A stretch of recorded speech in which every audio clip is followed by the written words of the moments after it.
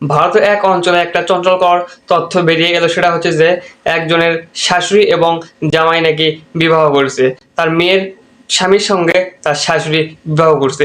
এটা শুনতে অবাস্তব কিংবা কেমন এক ধরনের মনে হলেও কিন্তু এটা আসলে সত্য ঘটনা। ভারতে ঘটেছে এরকম ঘটনা। একজনের মেয়ের জামাই তার শ্বশুর বাড়িতে নিয়মিত যাতায়াত ছিল, থাকতে থাকতে তার শাশুড়ির সঙ্গে সেই জামাইয়ের একটা ঘনিষ্ঠ সম্পর্ক তৈরি হয়। তার শাশুড়ির মেয়ে এবং তার স্বামীর মধ্যে সম্পর্কে ফাটল তৈরি হয় এবং তারপরে কিন্তু তার স্বামী তার স্ত্রীকে তালাক দিয়ে তার শাশুড়িকে বিবাহ করে, এমনটাই কিন্তু তথ্য দেখাচ্ছে। এটা ঘটেছে ভারতের একটা গ্রামে। কি অবস্থা ভাই, দেশে দেশে এগুলো কি ঘটতেছে বুঝলাম না। তাদের মাথায় গু না গোবর আছে? কতটুকু মাথায় গোবর থাকলে তার শাশুড়িকে বিবাহ করে, তার স্ত্রীকে তালাক দিয়ে তার শাশুড়িকে বিবাহ করছে এই যুবক।